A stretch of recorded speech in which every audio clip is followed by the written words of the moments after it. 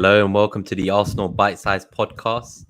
This is the Arsenal Leicester review from the first home game at the Emirates yesterday, which Clayton went to watch. I'm very jealous. I'm sure if you've not seen his TikTok already, check out his little video of the journey to the Emirates and the atmosphere. It looked incredible. How are you this morning, Clayton? Good. Absolutely buzzing. Feeling a little bit jaded. I'm not like hungover, but I can tell I had a few drinks. But yesterday was such a good day, man. It was everything we were hoping it would be, result-wise and performance-wise. But just the actual social and the day, I really enjoy like ground hopping and going to see different football games, which I'd been doing in pre-season without the Arsenal. But nothing beats just being back there at home. And yeah, Arsenal is such a big part of my life. Like, yeah, it just makes me so happy. So yeah, on cloud nine this morning. How are you doing? Yeah, good, man. I think my favorite part was just how quickly we came back from conceding the 2 goals. So I don't know if we've been that determined in previous seasons that I can remember.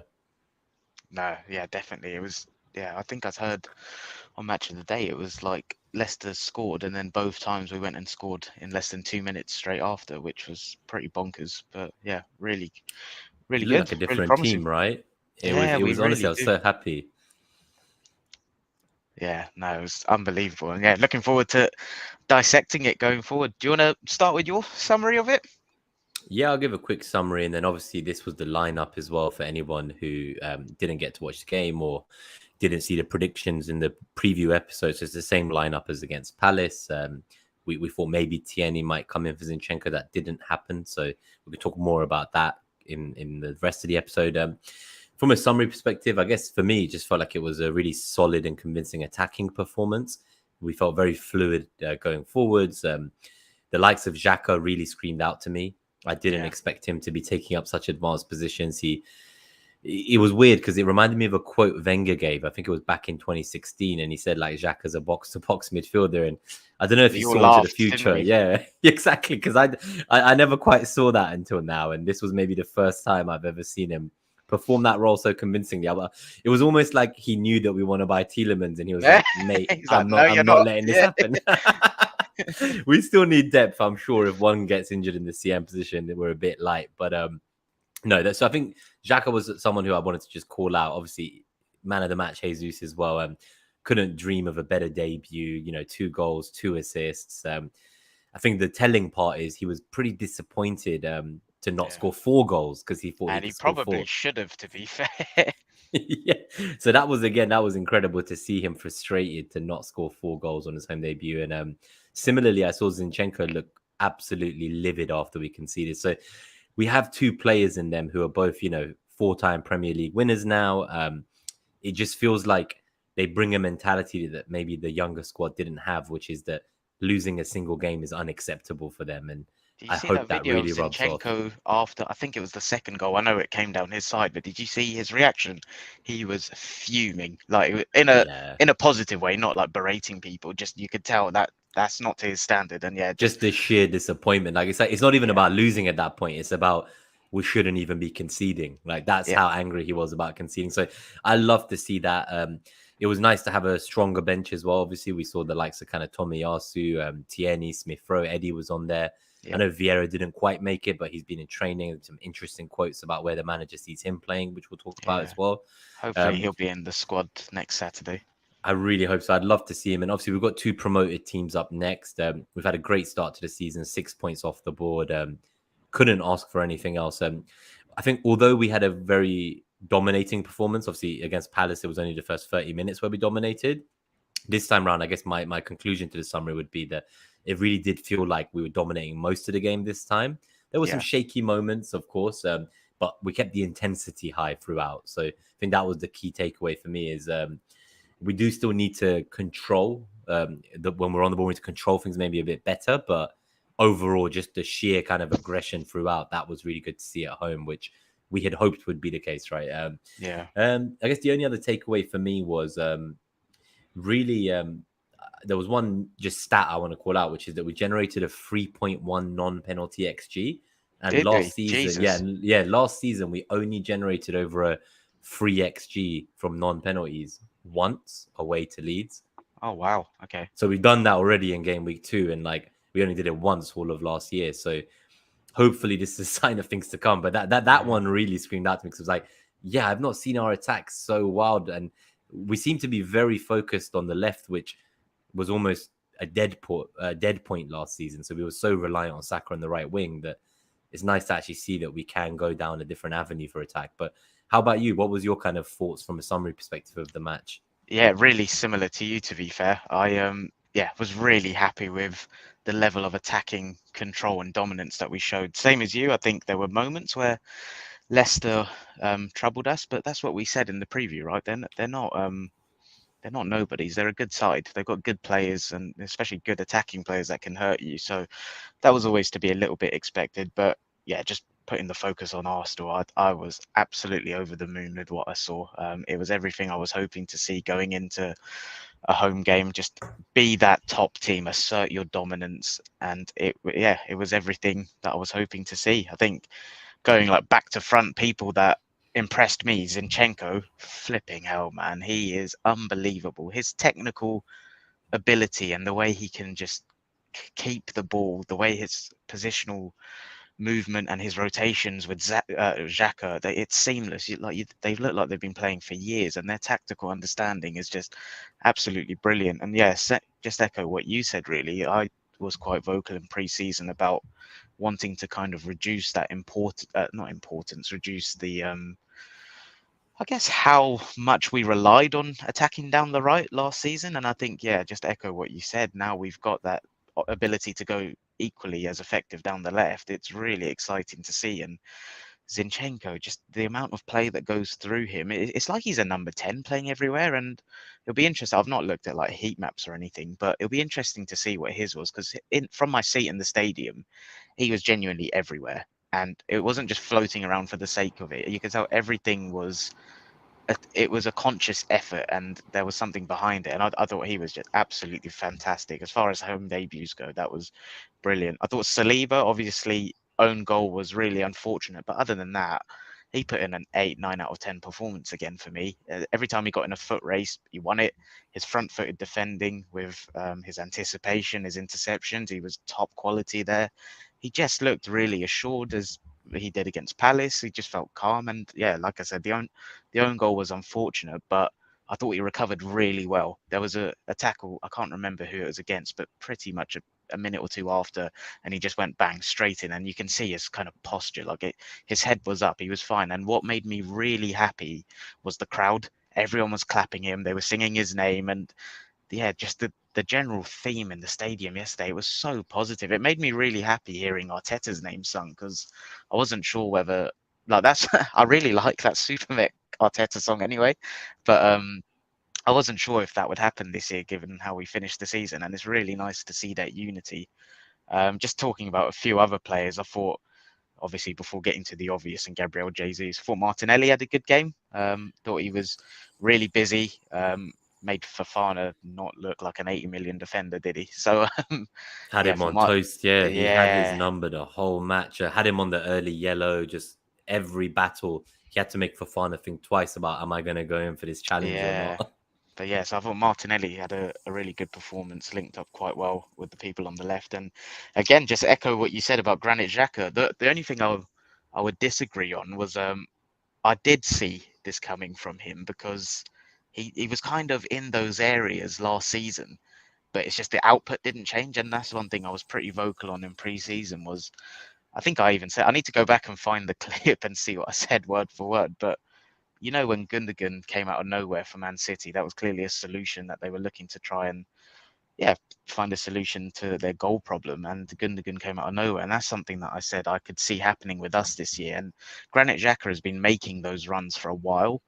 It's just, I feel like with football fans, no one notices these things until you see output. So goals and assists determine how good you are for the average layman football fan.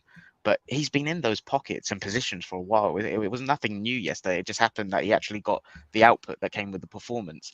But he was sensational, man. What you said, we're clearly heavily publicly linked with someone like Tielemans, and Xhaka is just, he's not letting it happen. I want another option there for tactical versatility. Like, I really like what we've got with Zinchenko and Tierney, and the ability that gives us to approach games tactically different for different game states. And I'd like something similar with Xhaka and someone else in that left 8. But yeah, It's what a definitely more performance. exciting to bring on Tierney to shut up shop than it is to bring on Holding last year and Yeah, go into a exactly. back 5.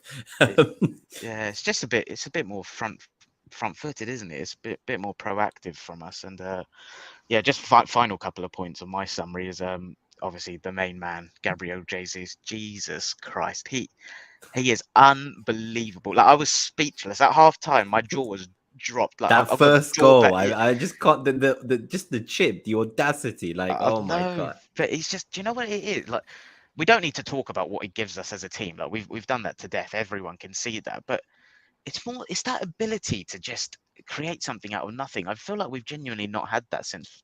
Okay, Alexis was good at that, but as an out and out centre forward since Van Persie, like, he can get the ball. He will create a yard for himself in the box, in a crowded box, and he will make something happen. And this guy, his shot volume as well, he is going to, like, I don't want to put a number on predicted goals and stuff, but he's going to be up there because he is just scary good. And even like there was one, I know you said like, yeah, obviously he was disappointed he only scored 2 goals. I was as well, because he could have done better on a couple chances. But one which wasn't to his detriment was when Ramsdale just pinged it straight to him and he cushioned it on his head, spun Evans.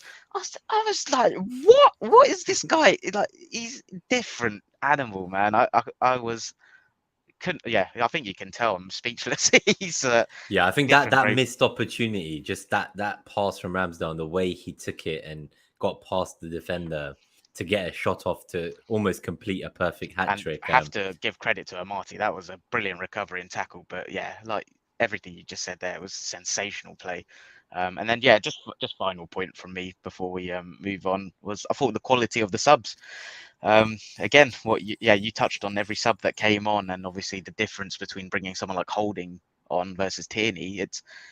It's that, you know what Clive from the Arsenal Vision Pod says about starters and finishers, where you just look when these people are coming on, it's like, yeah, we won this, and if not only have we won this, we're probably going to go get another one, and it's just Yeah, so like with Eddie, he had like 2 chances to score as well in the limited minutes he came he on. Looked probably should great. have squared it, shouldn't he?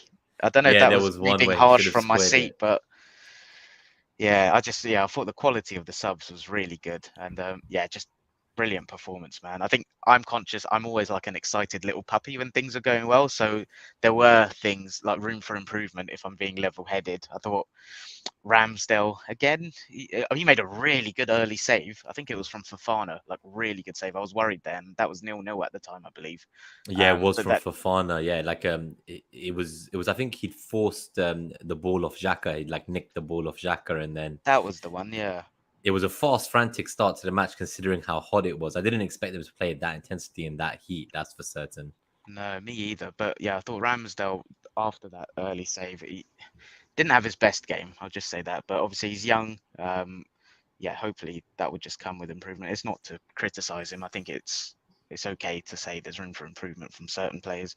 I thought Partey, going back to what you said about the kind of lack of control, I thought that came from him personally. You know, I think Mm. his pass selection wasn't the greatest yesterday. What I love with him is that aggressive, progressive passing and breaking lines. But I think there's a time and a place to do that. I met up with Angus after the game, Angus McPhail. I'm sure a lot of our listeners will know him, and we were talking about Man City and how in certain phases of the game, Rodri will just kill the game. Like, he would just pass it, keep ticking it around. But Partey was quite aggressive with it, and there was a few sloppy passes. And I think I'm glad you mentioned the lack of control, because that for me stemmed from there. And again, it's nothing personal I against him. think so, yeah. But I also think what the one positive that I will give to his performance is that because he's been able to hold down that lone pivot rather than like a 2CM partnering with Xhaka, that has also freed up Xhaka to make those runs into the box. So Yeah, although he himself might not have given the control we wanted to the game to midfield,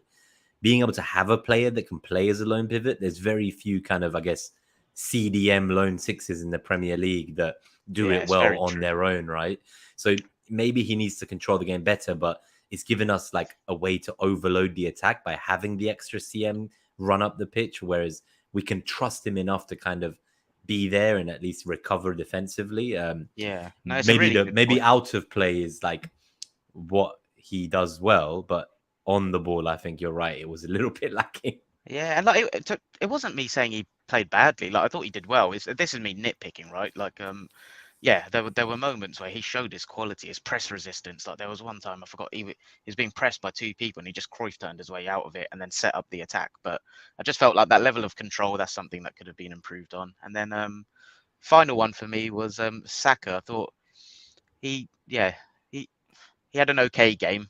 He did all right, but yeah, there's room for improvement. Like, he's growing into the season, and it's not an issue. I think it's quite nice that we don't have to kind of rely on him to carry the team on his back this year. So yeah, because I think he's two-time player of the year. We relied on him a lot for goals last year.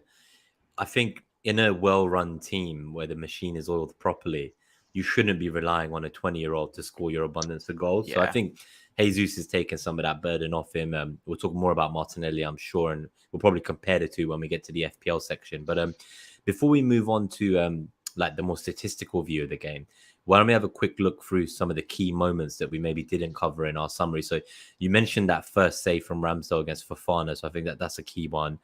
Do you want to mention the Vardy dive?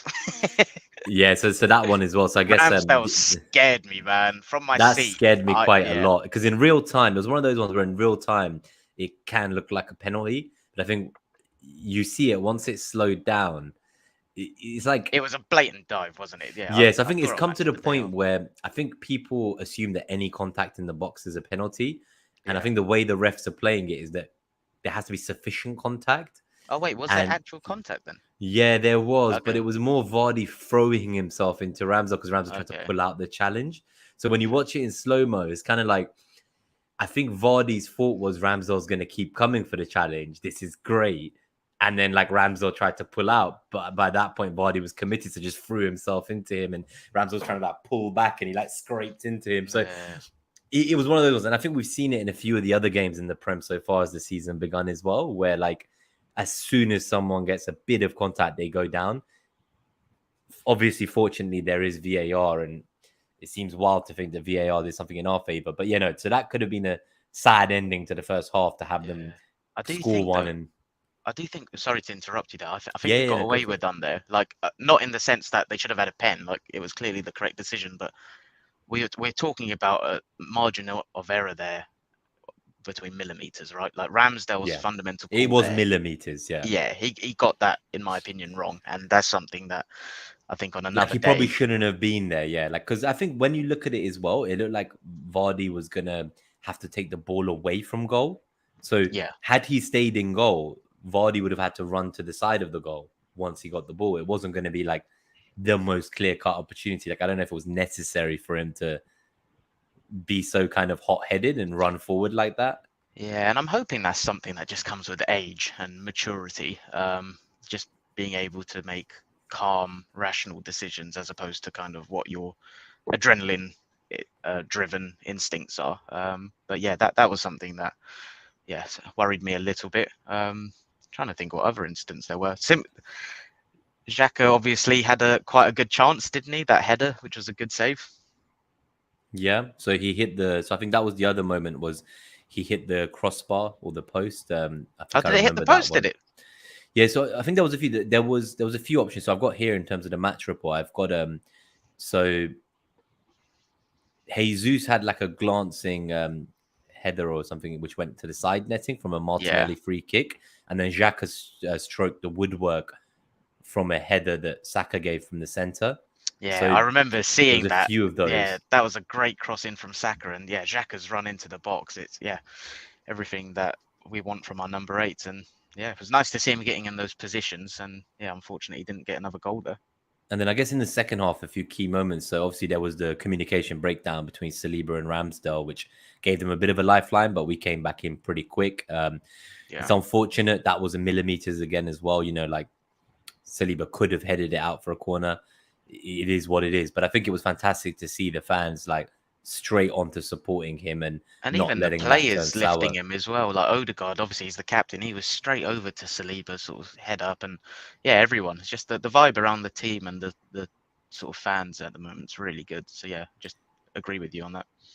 Yeah, so I think you're right. Like I think Arteta himself said that he actually preferred Saliba's performance this game than against Palace, Okay. because of the way he responded to the goal, to the own goal, because he was faultless before and after. That was like the one bad mark on him for the game, and he was able to shake it off at such a young age and just like retain his composure. So that was really good.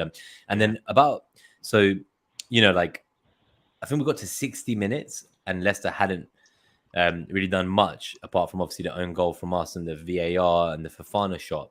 But then when Iheanacho came on as a sub and Patson Daka, they linked up quite well. And I think that's how we conceded the Maddison goal, was Iheanacho then linked up with Maddison soon after the Iheanacho Patson Daka link up. So they started having a bit of a different formation. I think they moved from a back three to a back four.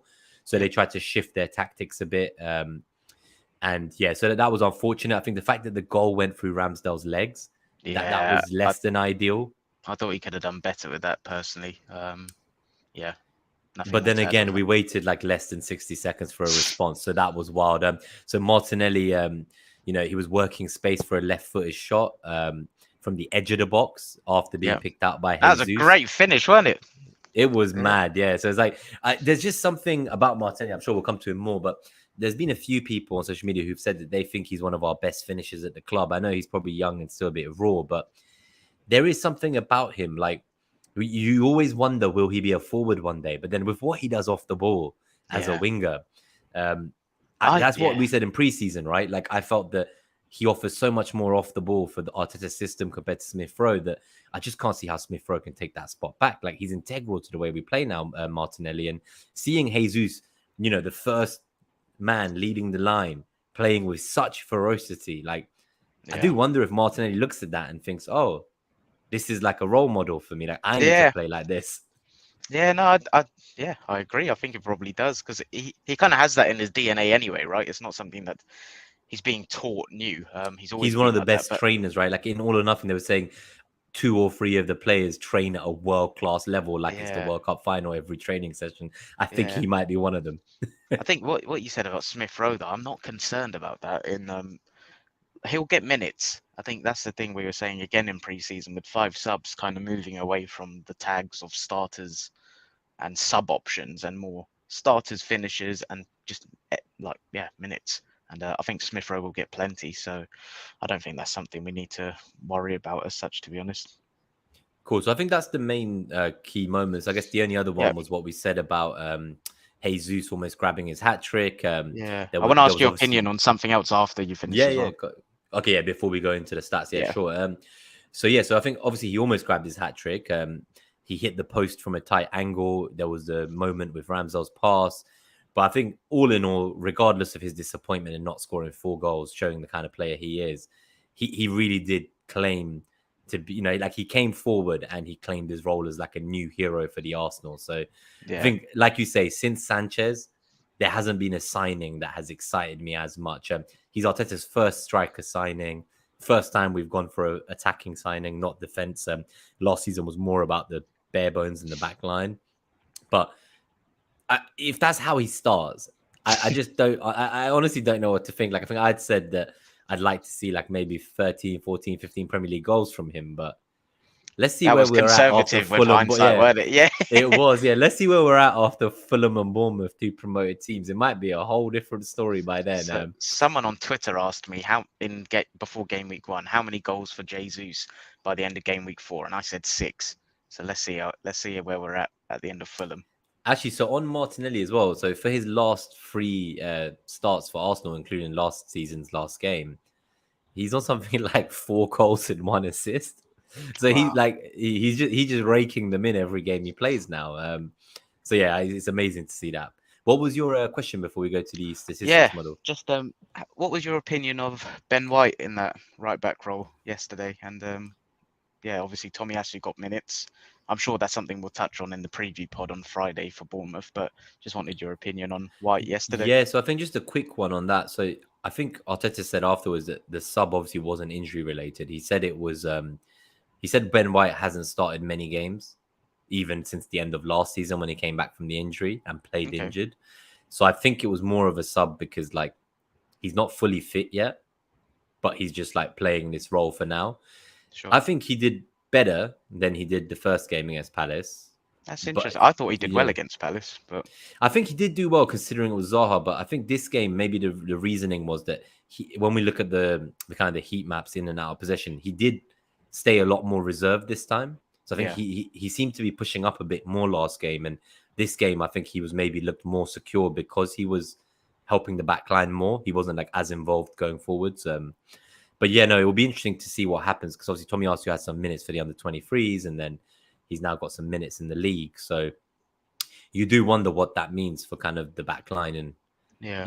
Gabriel's the only left-footed left centre back, but is it him or White that makes way for Tomiyasu if Tomiyasu comes back in? Because the reality is, It's how hard can you to drop drop Saliba? Saliba, right? Yeah, how do you It drop seems. him? Like, Yeah, again, I'm glad you said about the left-footed left centre back because Arteta's been quite vocal about that and the angles that creates. But I now wonder with like where we were so dominant on building from the right last year, now that we've got that top quality option on the ball in Zinchenko, I wonder if that offsets the need for a left-footed left centre back in certain games. Like I mean, against with respect easier opposition. I and I wonder if we think can kind of I try think that. City's two centre backs. I think they're both right-footed, so it is possible. Ake's been playing there, but yeah, Yeah, so for now, but I mean, when they have first choice, yeah, because is it Diaz and Laporte? I believe they're both yeah. right-footed. Laporte's left-footed, but So who am I yeah. thinking of? There's one of the big teams, Sometimes and they've played Diaz and Stones, like maybe I'm thinking sometimes. of But Liverpool. Do Liverpool have a left-footed left centre back? I don't think they do actually. No, So I but think I'm thinking of them maybe, yeah, because there's one of the top two teams I remember like they explicitly play like the whole season without like a left footer. yeah, So, but it's be interesting because I guess interesting to they've got see. Robertson as well, which protects them considerably. Yeah, but I think stylistically as teams, like obviously we're more similar to City in that sense in the way we build play, whereas Liverpool are a lot more direct. They try and go through the phases a lot quicker, and I don't think they build from that. Yeah, they don't build from their kind of first line of defense, whereas obviously we try to, similar to City. So yeah, I think that's one to keep an eye on. Like you, I think it would be really harsh to drop Saliba right now. It would But be very harsh, I but just, it could happen. You never know, right? Like he's still it could, young. yeah. I still think it will be performance dependent. Personally, I think, yeah, it would just be whoever doesn't have the best game will probably. It will be a forced change that makes Arteta do it, in my opinion. And Yeah, I don't see I him just, changing a winning team. So for now, I see what you said about Clive from Arsenal Vision. I think he's quite he's almost prophesized the future of football, which is it's all about starters and finishers now. And I think as it stands, Ben White at right back and Zinchenko at left back, they're going to be the starters. yeah, And there is absolutely no need to rush Zinchenko and Tomiyasu and Tierney back into the 11 because they said last season that's what caused the injuries to be prolonged is yeah, playing them when they weren't ready. So even if they're like 90%, I don't see why he would drop a winning team. They'll probably just get minutes as finishers and they'll come on earlier and earlier. yeah. And we have 5 subs and we can make the most of having a refreshed back line. And as long as everyone does their part, they're not going to get dropped unless it's forced. Before we look at the statistics and like just we'll do this part quickly because we want to get some FPL stuff as well and questions in the chat. I just want to give a quick shout out to everyone. So good to see Bungle here as well. Bungle Laguna tuning in. Mike Halpin, thanks for tuning in, mate. We've also got a few others who tuned in since we went. I've got Akib, good to see you, mate. Yeah, it's nice to see some of you guys coming in live. It was I know we only gave like 1 hour's notice Yeah, for it the was live quite stream. last minute. Thanks, guys. Yeah. So thank you guys. If you do find today's episode helpful as well, please do smash that like button. We're trying to get to like 10 likes per episode for now as we slowly grow and creep up to those 100 subs. I think we're on 68 subs. So if you're new to the channel, please do subscribe and help us on that journey. But yeah, other than that, let's have a very quick look at this stuff. This is the kind of cumulative expected goal. So you can see what we were saying about at the start when Fofana maybe had that chance that Ramsdale saved. That was the only period in which the cumulative expected goals were in Leicester's favour on the graphic. And then from there, we just kept building and building and building. So we ended on a 2.65 XG, 4 goals. They ended on a 0.57 XG, 2 goals. The expected threat was 1.64 for us to 0.71 for them. We led that and dominated it the whole game. This time we actually led possession just 50.1%. So it was nice to maintain the kind of possession as opposed to that Palace game. Field tilt was massively in our favor this time. So 74% field tilt.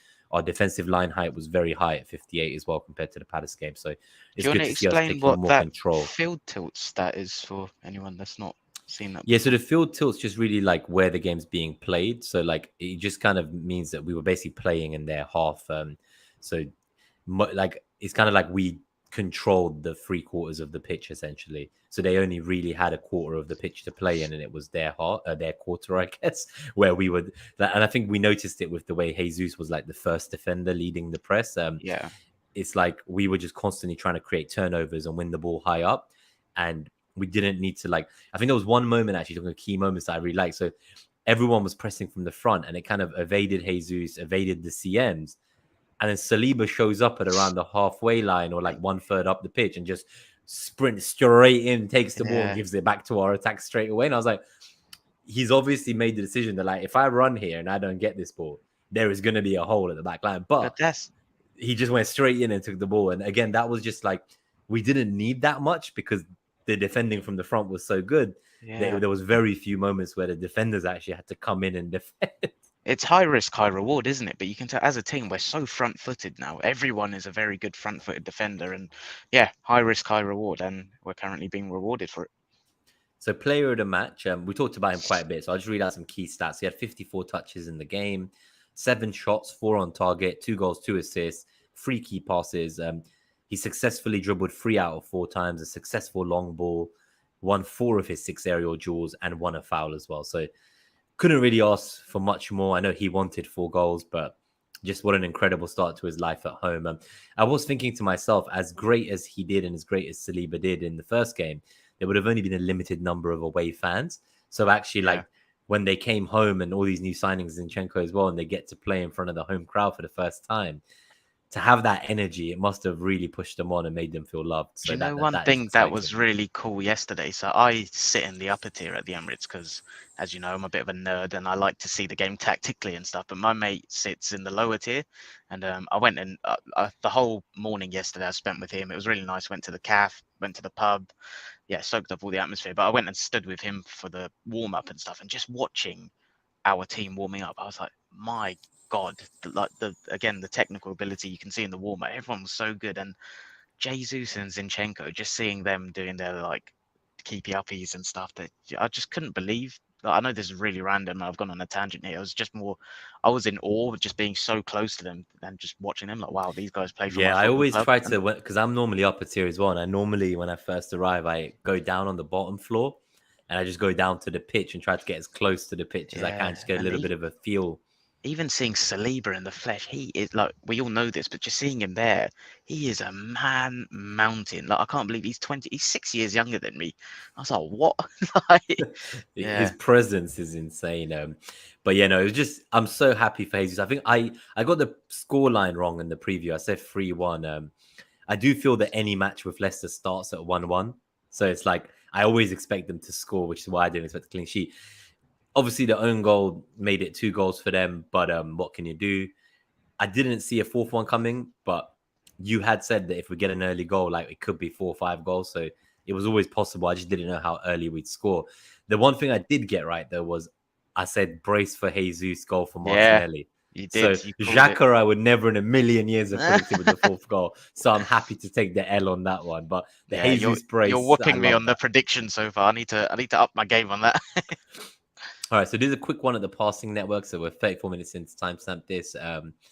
So again, we dominate from the left. The big difference to the Palace game is you can see Xhaka's pretty much up there in the left wing in the passing networks too. So Partey's there almost like right in the center of the pitch, passing to Odegaard, playing quite centrally, slightly to the right.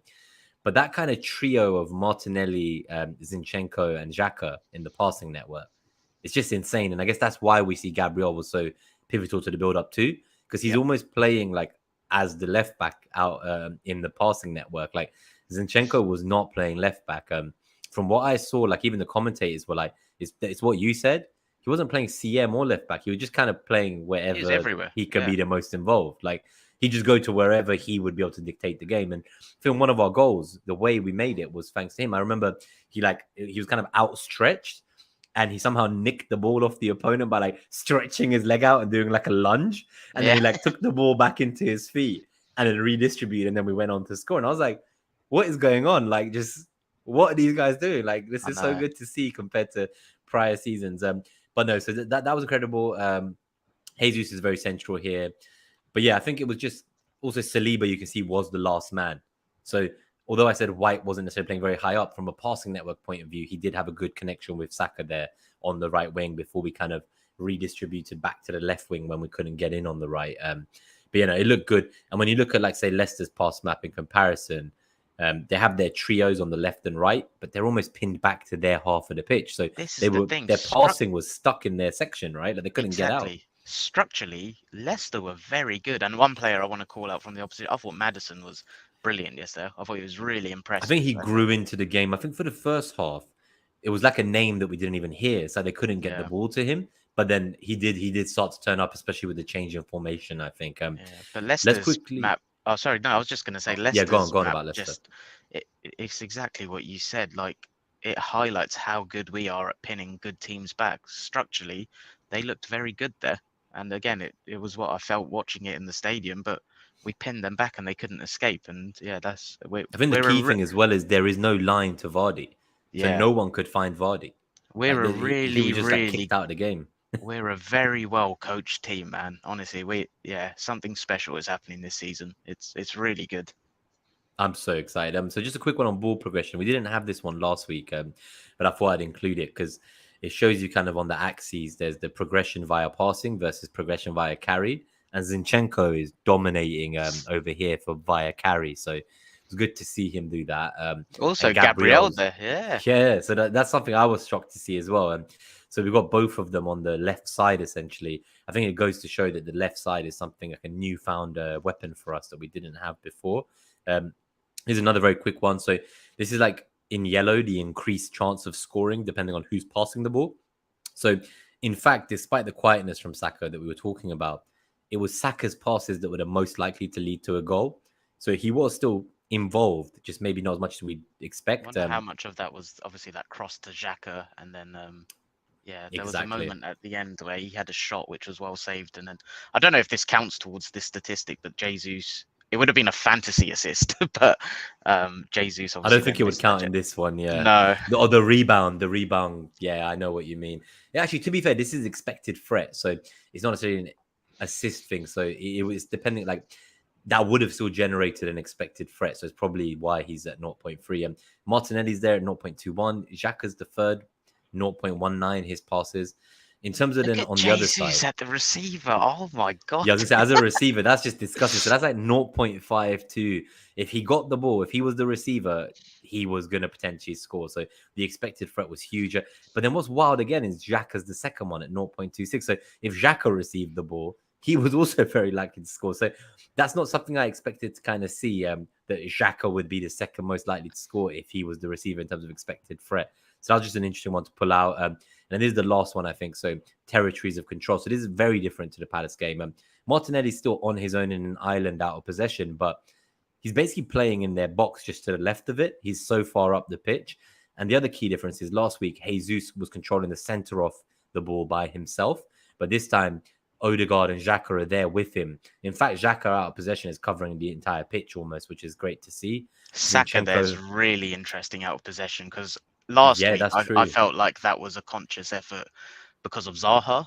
But it's happening again, It happened again. And I wonder how much of that was James Justin to me on that left wing, as the left wing back looked really threatening, and I wonder how much of that was that. But I've seen and you can see Gabriel, right? He is as a left back out of possession, right? So, and then Zinchenko is playing like way further up the pitch this time. So out of possession, it does look slightly different, the setup compared to I really like the in possession one of Xhaka and Zinchenko there, because again, just what I was seeing, like, I really like these because same as what I said last week. Obviously, you're quite good at kind of understanding the statistics, and I kind of like watching things and using the stats to back up what I saw. And the rotation between Xhaka and Zinchenko, I felt like if you had to summarize the game, I felt like they were in similar zones, but the way they rotated so they were never in the same zone at the same time was so good. And again, coming back to what I said earlier about how well we're coached, just the tactical understanding of some of these players is top draw. And I guess if you want to talk through the in possession territory of control there, but yes, I found that really interesting. We're basically at the halfway line, right? So like White, Partey, and Gabriel, that half of their possession maps are essentially in the opponent's half. So you really only have Saliba there with Ramsdale. Even Ramsdale in possession, he's basically almost outside his box. Yeah. So we were playing very on the front foot, far forward. But that's again what I was saying as a team in pre-season. We're looking to, especially at home. I said we're going to suffocate teams, right? And that's exactly what we're doing. That's not by that's by design, having Saliba there and Ramsdale so high up. Because if someone's going over the top, Saliba's not losing a foot race, and then Ramsdale positionally obviously still needs to work on it, but he's getting there. And yeah, I think this is just it. It adds to everything we've been saying about how we're looking to play as a team front-footed and just suffocating teams. And I'm hoping we can replicate this away from home more often this year. Because at home, I don't doubt we'll do this. Yeah, at home, I'm very confident of these performances. I think there was a stark contrast to our home and away last year. So it'll be good to see what this kind of territory of control looks like in the next away game, because I think Palace was one of the toughest away games we have in the first 8.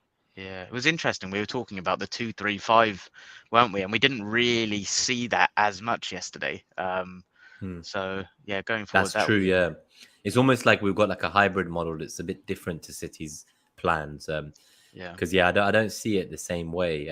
Like obviously Zinchenko is not tucking in next to Partey necessarily. Neither is Xhaka. So it's like I think they're almost like rotating that spot in the 2-3-5, and we're sometimes having 6 people in the attack, not 5, so we're overloading that box massively. It's so fluid, isn't it? I just find that this is a big, for me anyway, it's a big footballing education watching this Arsenal team. And one question we're going to touch on later in the FPL section is obviously Saka versus Martinelli, but I think it's just such a footballing education, and I don't think no one game is the same with Arsenal this season. I think we're going to see quite a lot of exciting tactical variations. So, yeah, it's just really exciting. No, totally agree. So I think just in terms of FPL, then on that note, so if you're listening on podcast, the league code for the BiteSize Mini League is AV2ZQR. There'll be an auto join link as well in the podcast and YouTube description. So get in there and we can all compete against each other. I think Clayton's mate is actually number 1 at the moment, and his team name is very interesting. What was his team name for the listeners? Yeah, so I'll go through the top 5. Obviously, I know we're halfway through the game week, so we will do it again for the preview Bournemouth pod on Friday. But at first we've got Callum, whose is I hate FPL. So well done, Callum. And I've been chatting to him a lot this week because he was no Haaland and was stressed, but he did well with De Bruyne captain in the end. Second, we've got Karan. So that's at Nighthawk FPL. Oh, nice. Joint second with Karan is a Bitin. And then joint fourth, we've got Matt Francis, and whose team name is Witty Team Name, and then Che Junaid, whose team name is Miners Gold. So that's Callum, Karan, Bitin, Matt, and Che. And then I have to sneak him in here. Our mate Mike Halpin.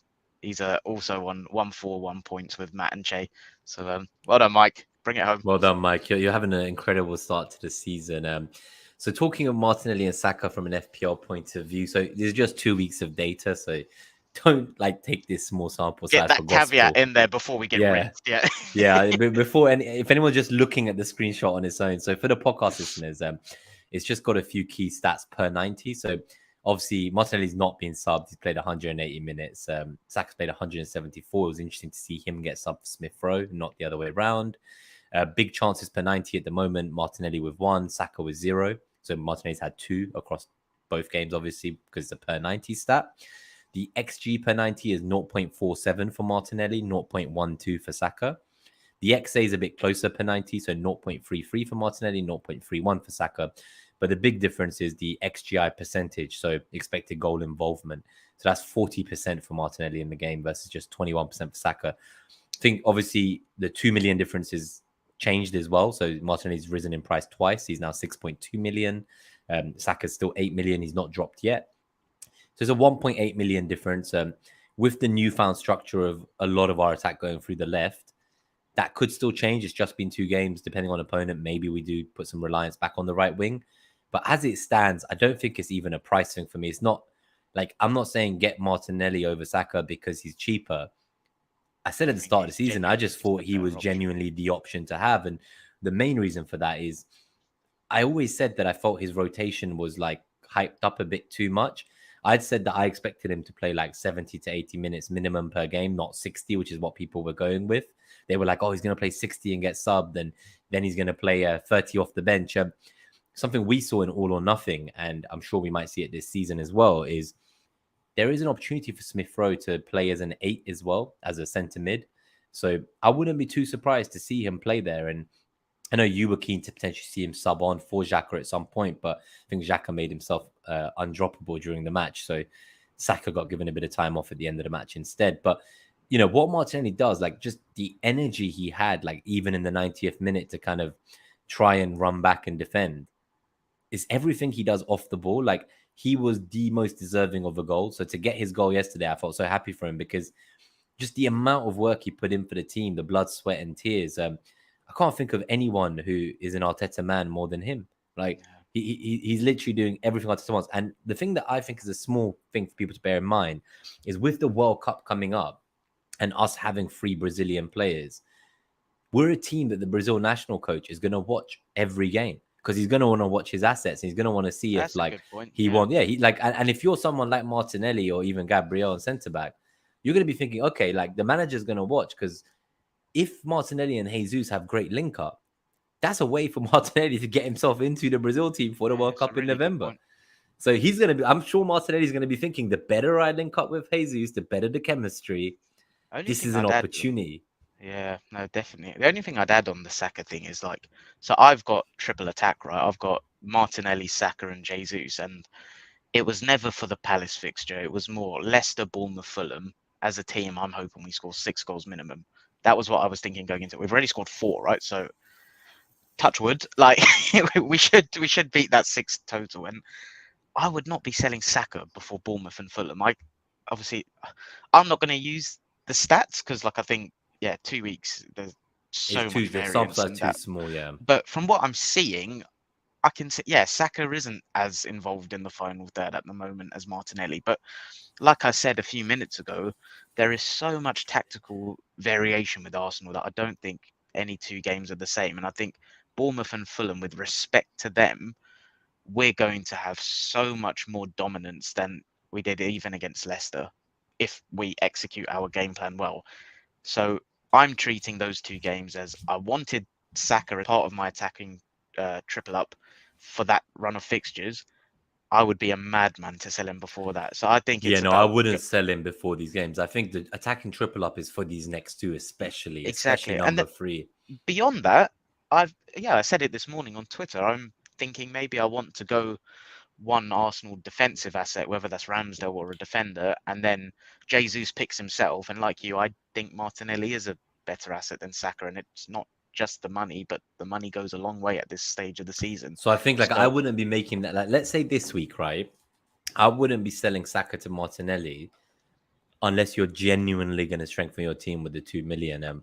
I'll be holding him for a few more weeks. Yeah, if you have both like you do, then I'd definitely not be selling Saka because the only player under 8 mil that I want is Martinelli. So if you already have Martinelli under 8 mil, who else do you go to? Like, I guess there's the City mids at 8 mil, maybe. Like, you go to like a Foden, but, you know, I think his assist was very lucky yesterday. So, like, I've not seen the highlights, to be fair. Yeah, it's kind of like there was a world he scored. So, you know, he got an assist because he passed the ball, but like he didn't make the goal. It wasn't an assist. All I saw was Haaland like in acres of space, and Foden should have squared it, gone for the square. That was frustrating as well. Yeah, that as a Haaland captain, that was strange. I do wonder who captained Jesus. If any of our listeners did, please let me know because I got to get you on the show and ask you what you were thinking and what you knew that I didn't. He's my bus cap for next week. Jesus. I've got him as a vice captain at the moment. I moved it off Haaland, Salah, but there's talks of a massive protest against the Glazers and people saying match being postponed and all this kinds of. I was with Angus for that game in the pub, and that was absolutely beautiful. Like I was hoping they'd lose. Don't get me wrong. Like, no offense to my United friends, but the way they went down in that first half, it was just. I've not seen an implosion like that. I think they were saying like United haven't like been 4-0 down in a half like in the Premier League era or something. Like, long may it continue. quick one on the FPL points to wrap it up. So current team of the week, obviously the matches on Sunday haven't taken place yet. Jesus and Xhaka both make it in this time instead of just one. Jesus got 19 points, Xhaka got 12, and Martinelli got 8 again. So steady 8 points 2 weeks in a row from a 6 million asset. As Long of may that today, continue. if you had to pick an Arsenal defensive asset, who are you going with? It's a really good question. So I'm still not convinced that my Gabriel at 5 million is like any more nailed than White at 4.5 once Tomiyasu's back. I don't think it's necessarily just that he stays because he's left-footed. Like the one who plays best will stay and the other one will be dropped. If I was wildcarding, like I know Saliba might not have much attacking threat, but at 4.5 million, I'd be very interested in having him just there in my back line. If I didn't want to play the risk that there's 3 centre-backs for 2 spots, I think Ramsdale is a certain in goal for me. He's great. I still want to see what happens with the whole starters and finishes and whether Tierney does actually start some matches or just comes on as a sub. Sure. I do think that Zinchenko will play left back. I don't see him playing centre mid. It looks very much like he's going to be playing left back, and we want 2 players in every position. So, yeah, like I have Gabriel, right? And I had Zinchenko for a month in the preseason. I changed it to Gabriel overnight. Don't know what the fuck I was thinking, but I told myself that it's okay. Like Zinchenko won't get many assists from headers. From what I remember, you were talking about Palace and Leicester set pieces, and set pieces. We scored from a set piece yesterday. Like, so I can understand the logic. We scored from a set piece versus bloody Palace as well. Exactly. Zinchenko got an assist from a header. It's just kind of like one of those things. It happens. End of the day, I've not lost that many points from it. But if Zinchenko is nailed on in this team, I just love the fluid position. He plays like in an entire zone, which is the whole left side of the pitch. He's in the final third a lot. So like I think some people have this preconception about left backs and their outlets only, but change your thinking. Like this guy is in, like you said, he's in zones in the attacking third often. So yeah, like I said, I'm on the triple up myself, the attacking triple up, sorry, and I'm going to see how we get on against Bournemouth and Fulham, and then I definitely want 3 Arsenal this season because I think we've got good value. It's just about structure-wise, whether that's triple attack or 1 defender, 2 attackers. Because Baker from the above-average FPL pod says quite often, to be going triple attack, you need to be a 2 XG team, and we are. Like, I'm confident we are. Like, especially for these weeks ahead. Like, obviously, there will be a bad fixture run at some point, and that might change things. But for now, like, I would be looking to have 3 Arsenal players, especially at their price points. Let's take a couple of questions in this section. I think we've covered the Saka Martinelli stuff. Yep. I know there were some conversations you'd been having on Twitter as well. So maybe we can cover those while people in the live chat. If you've got any final questions, let us know as we look to get out of here in the next 5 minutes or so. While the questions come in and you think of the one from Twitter, Clayton, I'm just going to read out one thing, which I just honestly don't know what to say about this, but like this is fucking disgusting. This is about Jesus. I should have probably said it in the man of the match moment, but this is actually disgusting. He had 15 touches in the opposition box, which is the most by an Arsenal player in the last 7 seasons at least. Sorry, 15 touches in the opposition box by Jesus, and it's the most from an Arsenal player in at least 7 seasons. That's 7 crazy. Fucking seasons. No other Arsenal players had as many touches in the opposition box. And to make matters even worse, he's already matched the open play goals in the league of Lacazette last season. That's what, you know, when disgusting numbers. People were saying he wasn't a level raiser. What were they talking about? Like, he's someone that he improved every facet of centre forward play, which we didn't have, and brings more. He is a monster. Yeah, really. I'm not one for player shirts on the back of player names on the back of a shirt, right? But this guy's making me twitch. Oh my God, Mike Alpin. Laka probably had 15 opponent box touches all season. Yeah. I thought you meant goals for a second. He used to love it. He used to love a twerk on the centre back, didn't he? That would always be good fun, yeah. But honestly, like, things have changed a lot, and I still hope that there is 1 or 2 more signings to come in. Just speaking of Marquinhos as well, he's been smashing in the goals for the under-21s. He's clearly a different level to those kids already. He's very built, and he seems very robust for his age of 19. There is talk of him going out on loan. I think our strategy has changed. So I think we learned from last season when Balogun stayed with the team and we only found him alone in the second half. I think the idea is to get the young players regular game time in men's dressing rooms, as you were saying. So yeah, as much as he looks ready to play, keeping him just for like 6 Europa group games and maybe a couple of cup games second half of next season, that does not seem like good enough to develop a player who's already too good for our youth teams. So I think we will potentially see him go out on loan. Nelson is now injured for the foreseeable. Don't think we'll be able to shift Pepe, and I don't think we'll see him much at all. So I'm still optimistic that a mystery winger target could come in. Jumping on a flight this morning. It was just to before we Valencia, went on. So, yeah. I saw that getting on the plane. Ringing Pino. But that would be good. Maybe Emery can do us a favor there.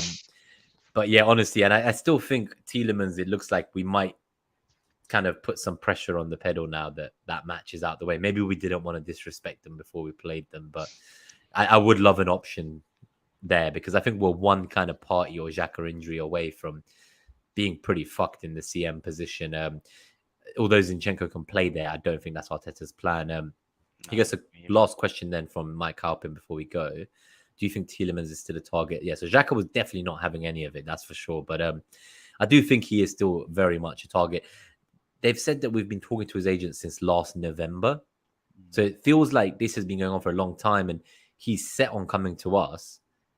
There have been other clubs like United who've inquired and he doesn't seem interested to go anywhere else. So I think our thinking is that he's not going to renew a contract with Leicester.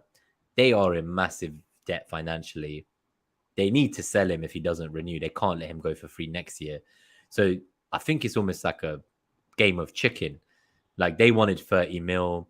We don't want to pay more than 20, 25 max. I think we're just trying to go in last minute and swoop in Tielemans for like 15, 20 mil if we can. I still think he's absolutely a target. The way I'm looking at it, again, I use this example quite a lot.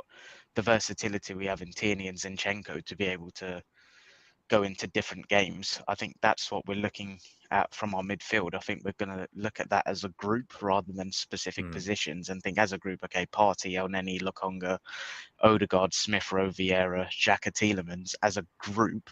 That gives so much tactical versatility and game states. It's all about game states. So, and we're hopefully equipping ourselves to deal with a variety of those. So I think he absolutely is, and it's not a question of who's going to start, who's going to start or not. It's they'll get minutes, and it will all be depending on. We want two players in every position. There's no way we're going to go into a season with we saw what happened when Partey got injured at the end of last season. And how we capitulated. We can't go in with just one player for a position. And like Xhaka's been doing great, but no discredit to him. But when you have competition, it raises your levels. And I think that's how we got the best out of both Smith Rowe and Martinelli last year, because that was the only position that we had competition in last season. So it's a big turnaround from then. I just think there's certain games where we need Xhaka's profile, like yesterday, where there's space and it works so well and it stretches and pins Leicester back. But there's also games and periods of games like against Palace where we needed more technical control in the centre, and a Tielemans would have really helped us take that sting out of that game. So I personally hope he still is a target. And yeah, I just think as a squad, if we can get another left eight, another winger, we are cooking. Just a final one. So Mike thinks that hopefully Newcastle might make a deadline day bid for Pepe. If they bid, they can take him. I'd love to see that. I'm not sure they will, but hopefully he does go. Do you have a ticket to Old Trafford away? I sadly don't. I'm actually going to watch it with my United friend. I've made him take a day off work. My friend Tinesh, he's definitely, he seems broken at the moment. Last few weeks, he's been very quiet in the group chat. He doesn't really have much to say anymore after years of abusing us. I hope we get over this psychological barrier we have when we go to Old Trafford. Like, we're years ahead of them as a football team, and unfortunately, psychologically, we still have this. Not as fans. I mean, the players last year, and I'm hoping the likes of Jesus and Zinchenko changes that around the team. But we still have this when we go there. We shit ourselves. Like the name Manchester United gets to the players. So I'm hoping that changes. But no, away tickets are hard this year. It's like gold dust. It's sold out. So I was going to ask you actually. Yeah, so I feel like it's so hard to get tickets even at home this year. I won a mini league in FPL last year, and I get a pair of tickets to like any Premier League game I want. Nice. So I've been trying to decide what do I go to, and it includes like a hotel. And It's Although got to there be an are away game. but that's the thing. Even though there are good away games, I'm not convinced they'll get me a seat in the away group. So I'd be like sitting in like a box maybe, and it's I a bit more wouldn't do corporate, that and then. you have to wear a suit. So I was thinking the game that seems hardest to get tickets for at home is the North London Derby on the 1st of October. And I thought, should I just get them? And if we win, like it's a 12:30 kickoff, just get a hotel nearby and just go out, win or Yeah. lose. Like just go out, stay in a hotel. Like Is it definitely in like a box? You couldn't ask to get seated with the fans. I can ask. The tickets are from not to name drop or anything, but they're from they're from the owner of Sheffield United. He runs like a 17-person mini league, and Big Man Bakar got me into it 2 years ago, and it was Sheffield were in the Premier League back then. I'm not going to name drop, but I'm best friends with the owner of Sheffield United. No. So I won the mini league, to be fair, and I beat some stiff competition. But like I think whoever won was going to get flights to the UK, everything, that hotel. Obviously, I'm already in the UK, so it's not like they need to cover my travel. But I'll take a hotel and match tickets. It's definitely going to be an Arsenal game, and I just feel like Arsenal Spurs, like it's the I've seen us play nearly every single opponent at the Emirates. The one team I've never managed to get my hands on a ticket for is Arsenal Tottenham at the Emirates. I think you've got to do it then. Like just soak it up, be in the prawn sandwich brigade, and then slum it out with the rest of us for the. Well, my other thinking was like, so afterwards, like I think it was RJ from Only One Bonus Point Pod. He had like a normal seat to a game end of last season before he came to one of the FPL meets, and afterwards he just like went into like the club level and just hung out a bit. And then like I think Ramsdale came there as well. So like I think some of the players like don't go home straight away. They just like come into the club level and chill. Yeah. So I'm like, okay, like if we win and like Jesus pops up like to get his like caviar or whatever, like I'd very much love to be in that room. Yeah, you know? I think you should do that. Yeah, that's awesome. I'll do that. All right. So thank you, everyone. We're running at an hour. We do aim for 30 to 40 minutes, but we thought we'd be a bit more relaxed on this one. It's got a lot of shelf life until obviously next week's match. Got it out nice and early. And we also had some feedback right? Yeah, there was a lot to talk about. We also had a lot of feedback that like it felt like there was so much we're passionate to talk about and to not like rush it and just end the stream because we want to do it in 30 minutes. But the preview pods, they will remain 10 to 15 minutes because they're like right by deadline after the presser. So next one will be Friday before the Bournemouth game. For now, maybe like we'll do that after the presser. Basically. Yeah, let's definitely do that after the presser this time. I'll get this uploaded onto podcast as well. If you can support us with a like, a subscribe if you're new, hit the notification bell so you know when we go live next time. But otherwise, honestly, it's been great to have so many of you show up in the live chat on such short notice. And good luck today. I'm sure most of us will be watching the Chelsea-Tottenham game. Let's see how that goes. What do we want from that? A draw? Lots of red cards and injuries. A draw would be great. I have Mason Mount in FPL. I'd like a couple points there, but a draw would do me nicely. No Kane, no Son, no Kulu. Maybe some own goals and a Mount hat trick. Who knows? Let's see. 3-3. I prefer what you said. Injuries, red cards. I'm happy with that. 0-0 injuries, red cards. Let's go with that as our ideal, not predicted scoreline, but ideal scoreline. But I see a draw there, very much so. But yeah, thanks for tuning in, everyone. We were the Arsenal BiteSize Podcast. We'll see you again for the preview episode against Bournemouth. And other than that, like drop us a tweet on Twitter if you want to chat about stuff. If you're going to the matches, we can try and meet up pre-game, post-game, have a drink and get to know the AFC Bite-Sizers family who have been supporting us so much as we go into the 6th and 7th episode. We're slowly creeping up to double digits. But I was FPL Nima. This was Clayton. You can find both our links in the chat and we'll see everyone soon. Cheers. Up the Arsenal.